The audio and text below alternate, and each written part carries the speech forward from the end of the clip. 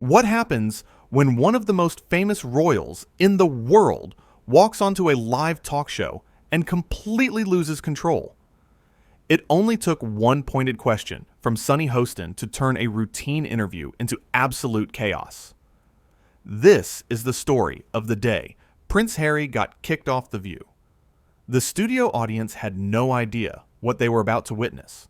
The cameras were rolling. The lights were bright. And sitting across from the panel was Prince Harry, there to promote his latest charitable initiative. Everything seemed normal at first. Cordial even. The co-hosts asked their questions. Harry gave his rehearsed answers. Smiles all around. But Sunny Hostin wasn't interested in playing it safe. About 15 minutes into the segment, Sunny leaned forward in her chair. She had that look. You know the one. The look that says she's about to ask something real. Something that cuts through all the carefully crafted PR responses.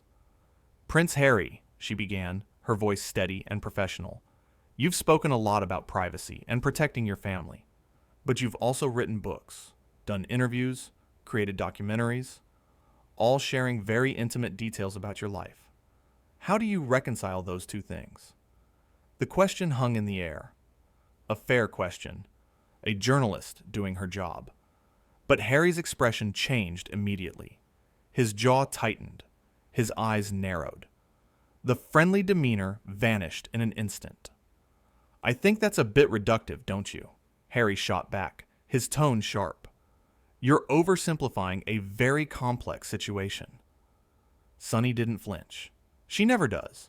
That's what makes her good at what she does. I'm not trying to oversimplify anything, Sunny replied calmly. I'm asking you to explain it, because a lot of people are confused by the contradiction. Contradiction? Harry's voice rose slightly. There's no contradiction. What I choose to share about my own life is my choice. That's the whole point. It's about control. Right, but... Sunny started. No, let me finish, Harry interrupted, holding up his hand. You sit here every day and you talk about other people's lives. You dissect them. You judge them. And now you're doing it to me, acting like you have some moral high ground. The other co-hosts exchanged glances. The audience went quiet. This was escalating fast. Sunny remained composed, professional. She's been in this business long enough to not take the bait. I'm not judging you, Sunny said evenly. I'm asking you a question that I think a lot of our viewers want answered. That's my job. Your job? Harry let out a bitter laugh. Your job is to sit here and make people feel small? To corner them with gotcha questions? That wasn't a gotcha question, Sunny responded, her voice still calm but firm.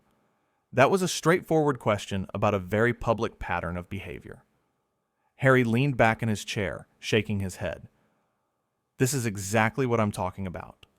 This is why I left. This is why my family and I had to get out. People like you, the media, you twist everything. I haven't twisted anything, Sunny said. I've literally just asked you to explain your own choices. My choices? Harry's face was getting red now. You could see it even under the studio lights. You want to talk about choices? Let's talk about your choices. Let's talk about how you make a living tearing people down on national television. The energy in the studio shifted. This wasn't debate anymore. This was personal, and it was getting ugly. Whoopi Goldberg tried to step in. Okay, let's maybe take a breath here and... But Harry wasn't done. He pointed at Sunny, his finger jabbing the air between them. You know what your problem is? Harry continued, his voice dripping with condescension. You think because you have this platform, you can say whatever you want. You can pry into people's lives. You can demand explanations. But you're just a talk show host. You're not royalty. You don't understand what it's like to have real responsibility. The audience gasped. Actual gasps. Because everyone in that room knew he'd just crossed a line. Sunny's expression hardened. Up until this moment, she'd been patient, professional, giving him every opportunity to have a real conversation. But this was disrespect. Pure and simple. "Excuse me," Sunny said, her voice low and controlled. "I'm just a talk show host. Let me tell you something, Prince Harry. I worked hard to get where I am. I didn't inherit my position. I earned it. Every single day, I earn it." "Oh, here we go," Harry muttered, rolling his eyes. Actually, rolling his eyes on live television. "No, you're going to listen now," Sunny continued, her voice stronger. "You came on this show. You agreed to this interview. And now you're upset because I asked you a question you didn't like. That's not how this works. You don't get to pick and choose which questions you answer based on your mood." Harry stood up abruptly. His chair scraped against the floor. Loud. The microphone clipped to his collar, almost pulled loose. "I don't have to sit here and take this," Harry said, his voice shaking with anger. "I don't have to listen to some television personality lecture me about responsibility." "Then leave," Sunny said simply. "Nobody's forcing you to stay." The studio went dead silent. You could have heard a pin drop. The cameras kept rolling because this was live television, and there was nowhere to hide. Harry stared at Sunny. Sunny stared right back, neither one blinking. The tension was suffocating.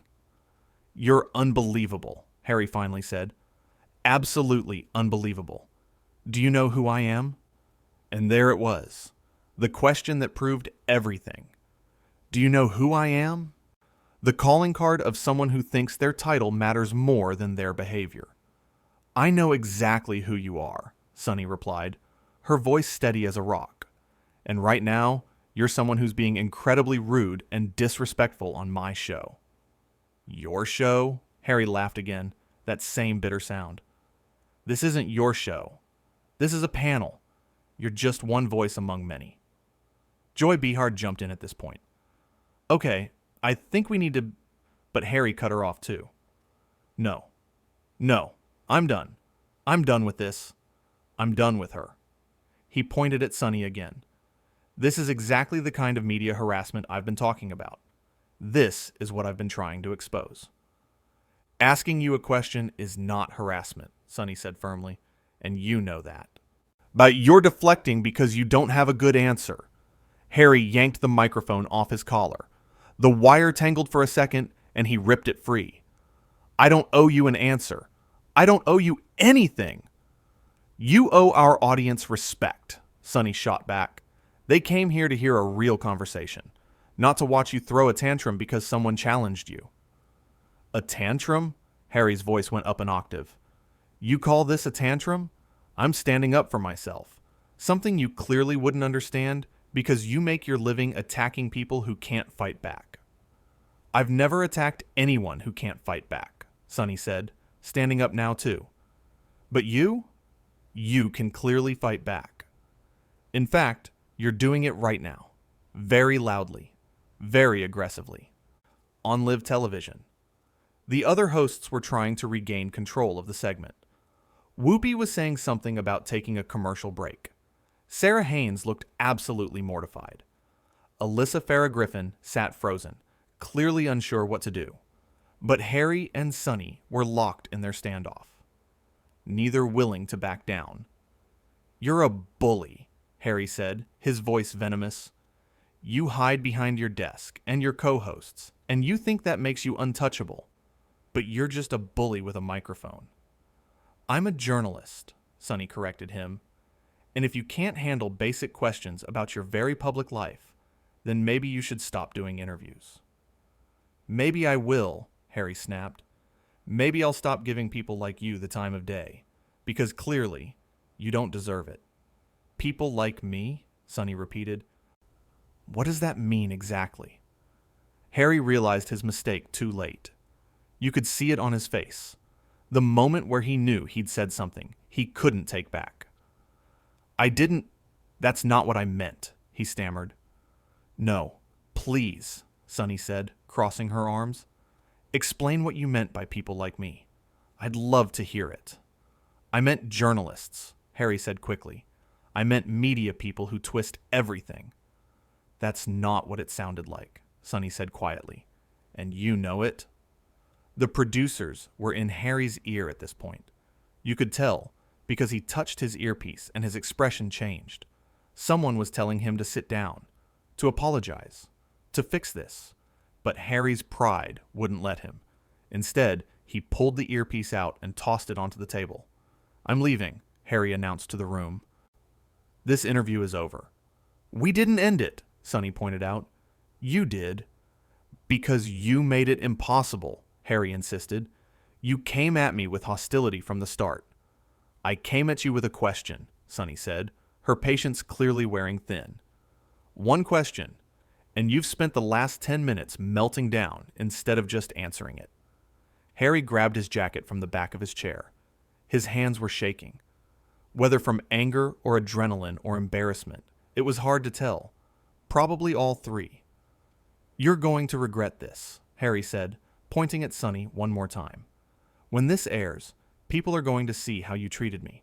They're going to see your bias, your agenda. It's already airing, Whoopi interjected. This is live television, remember? Harry's face went pale. For a second, just a second, you could see the panic. The realization that everything he'd just said and done had been broadcast to millions of people in real time. No edits, no second takes, just raw, unfiltered chaos. But instead of apologizing, instead of trying to salvage the situation, Harry doubled down. Good, he said, his voice defiant. Let them see. Let them see how the media treats people. How they bait you and provoke you and then act innocent when you react. Nobody baited you, Sunny said, and she sounded tired now. Tired of the accusations. Tired of the dramatics. Just tired. I asked you a legitimate question and you chose to respond this way. That's on you, not on me, not on this show. On you. Harry opened his mouth to respond, but a producer appeared from off camera. A tall man in a headset who walked right up to Harry and spoke to him in a low voice. The microphones didn't pick up what he said, but the message was clear. It was time to go. Harry looked like he wanted to argue. You could see the wheels turning, the internal debate about whether to make an even bigger scene. But somewhere, some small voice of reason must have broken through, because he finally nodded. Fine, Harry said loudly, making sure everyone could hear. I'll leave, but this isn't over. Actually, it is, Sunny said simply. It's very much over. Harry walked toward the exit, his footsteps echoing in the silent studio. Every eye followed him. The cameras tracked his movement.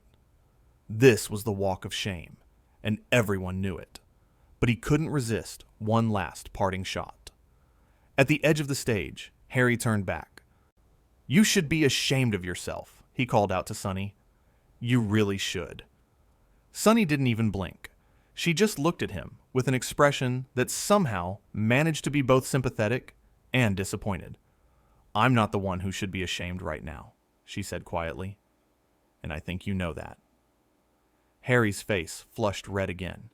He opened his mouth, closed it, opened it again, but no words came out. Because what could he say? He'd backed himself into a corner with his own behavior, and there was no way out that didn't involve admitting he was wrong. So instead, he turned on his heel and walked off the stage. The door closed behind him with a heavy thud that echoed through the studio. For a moment, nobody moved. Nobody spoke. The audience sat in stunned silence. The co-hosts looked at each other with wide eyes. Even the crew members stood frozen, unsure of what to do next. Finally, Whoopi cleared her throat. Well, she said, and you could hear the shakiness in her voice. That was something. Sunny sat back down in her chair. She smoothed her hair, straightened her notes, and when she looked up at the camera, her expression was composed, professional, like she hadn't just been verbally attacked on live television. We're going to take a quick break, Whoopi continued, still trying to process what had just happened. When we come back, we'll We'll figure out what we're doing next. The cameras cut away, but in the studio, the aftermath was just beginning. Producers rushed onto the set. The co-hosts huddled together, and Sunny sat quietly, processing everything that had just transpired. Joy reached over and squeezed Sunny's hand. "You okay?" she asked softly. Sunny nodded. "I'm fine. I just asked him a question." "You did nothing wrong," Sarah said firmly. "Nothing at all." "I know," Sunny replied, "but that doesn't make it feel any better. Because here's the thing about moments like this. Even when you're completely in the right, even when you've done everything by the book, it still doesn't feel good to be attacked. It still hurts to have someone try to diminish you and your work in front of millions of people. But Sunny is a professional. She's been doing this for years, and she knew that the best response wasn't to engage with the dramatics.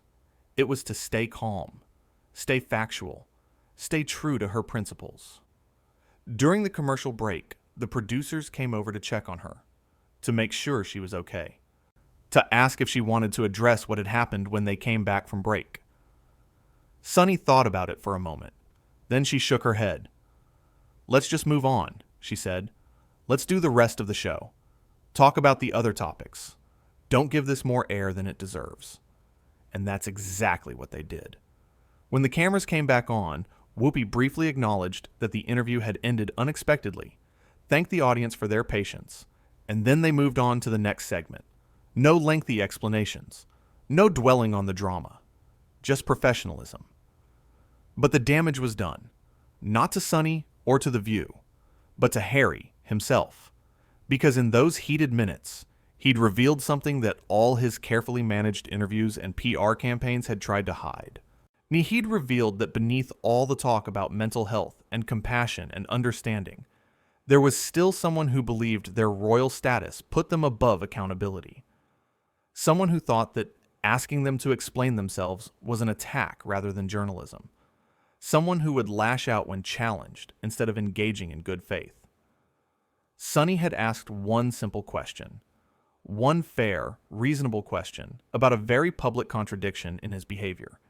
And instead of answering it, instead of having a real conversation, Harry had chosen to make it personal, to attack Sunny's credibility, to question her professionalism, to try to make himself the victim.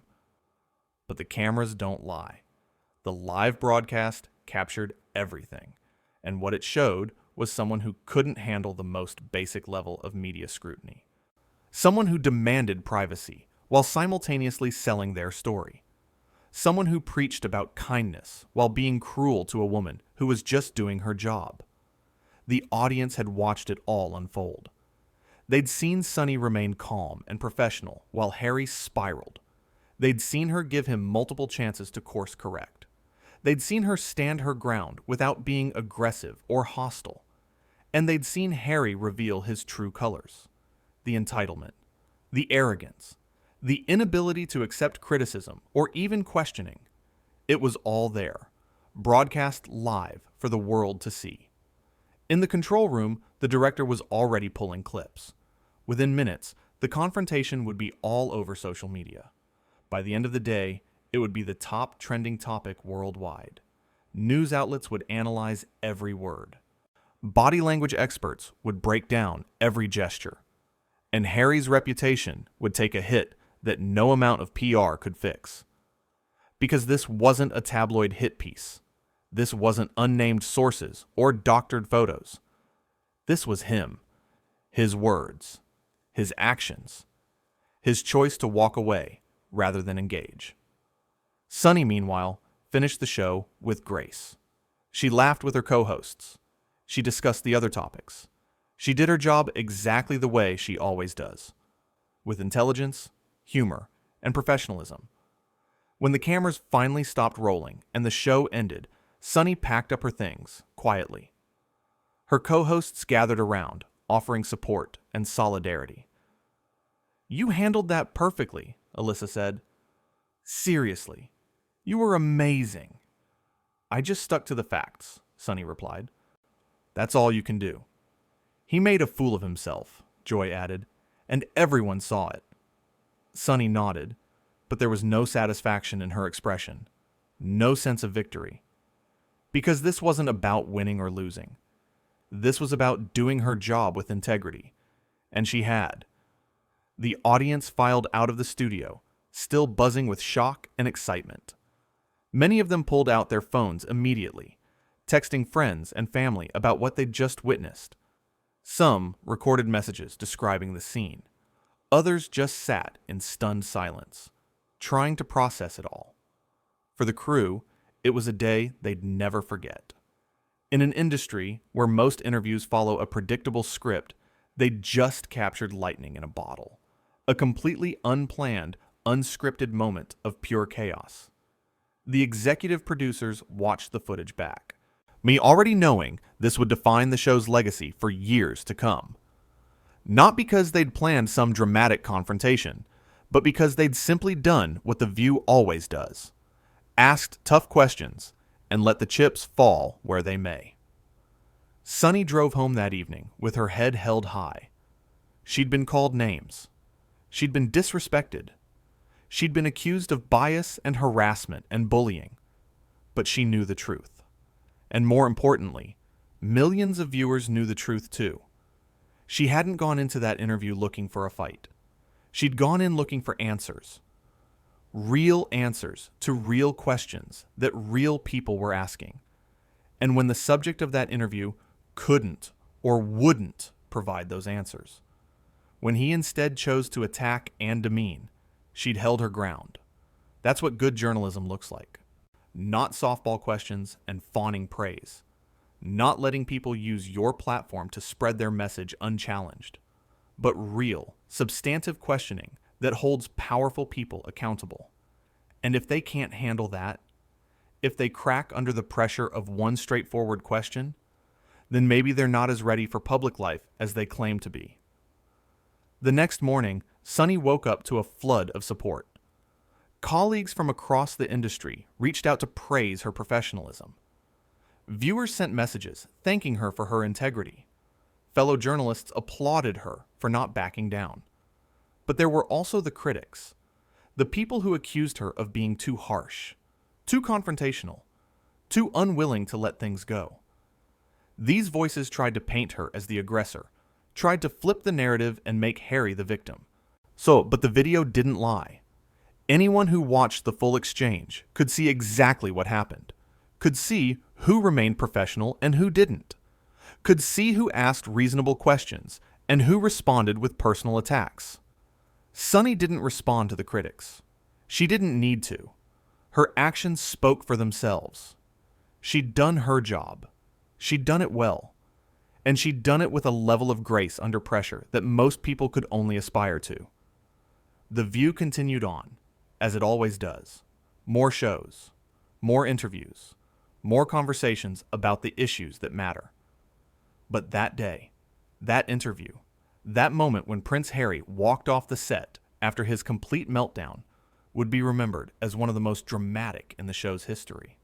Not because of what Sunny did, but because of what Harry revealed about himself. That underneath all the carefully crafted image was someone who still believed they were above the rules, above questioning, above accountability. And Sunny Hostin, through nothing more than asking a simple question and refusing to be bullied, had exposed that truth for everyone to see.